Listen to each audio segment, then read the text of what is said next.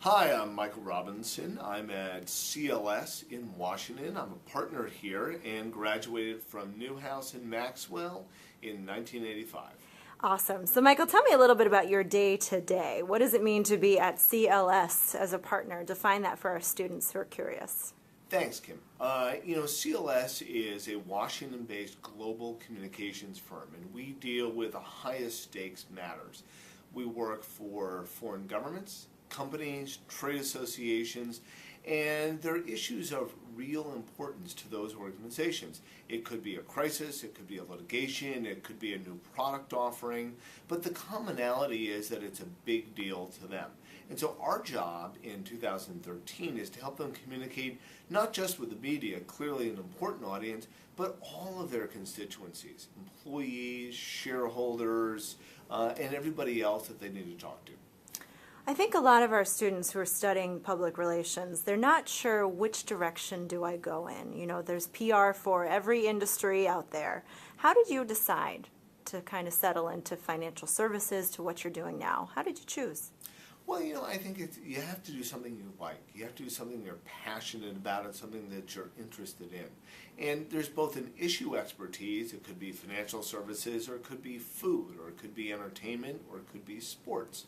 But there's also all the tools that we as communicators use. Increasingly that's digital and social media as well as the traditional media.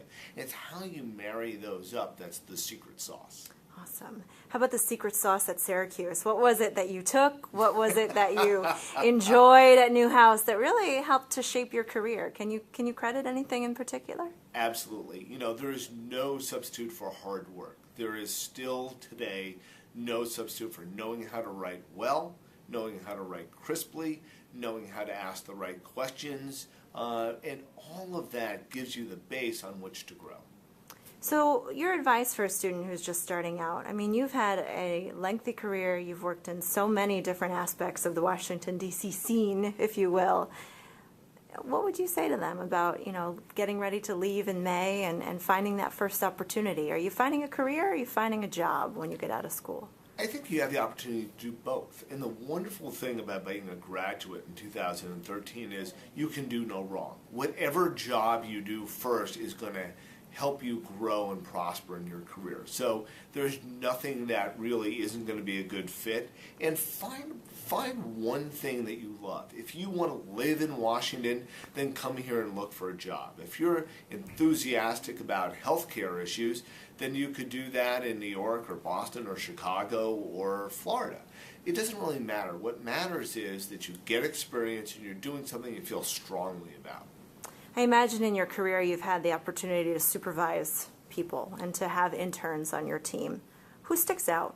Who makes the difference in Michael's world? Who goes from being an intern to, hey, we should maybe hire this kid? That's a wonderful question. I think there's a sole criteria. It's somebody who's going to go the extra mile. Not just, hey, it's 5 o'clock, time for me to go, but really going to go the extra mile. There are more people than jobs today, as I think everybody knows. So you need to stand out as an individual. Build your personal brand. And that personal brand is perseverance. It could be hard work. It could be the ability to come up with unexpected solutions. But you need to, at the very beginning of your career, begin to build that personal brand. And we really preach to our students about networking. I think they're sick of me saying how important a network is. So can they hear it from you as to your network? I think you mentioned it was someone in your past who helped you to find the position you're in now, right? I mean, how does that play into it? That's exactly right. In networking today, you have a lot of technology tools. You have LinkedIn, you have Facebook, you have a lot of other things. We never used to have that. We actually used to have to write things down in a funny Pick up thing a phone called a Rolodex. But at the end of the day, we're in the trust business. We're in the business that if somebody knows you and they trust you, they're going to give you an opportunity. And that's what I mean when I say build your personal brand. It's build one person at a time, one relationship at a time. The only downside is you probably want to start eating salad instead of meat at lunch. Otherwise, you're going to get too big. Awesome. Michael Robinson, thank you so much for sharing your perspective today. Thanks, Kim.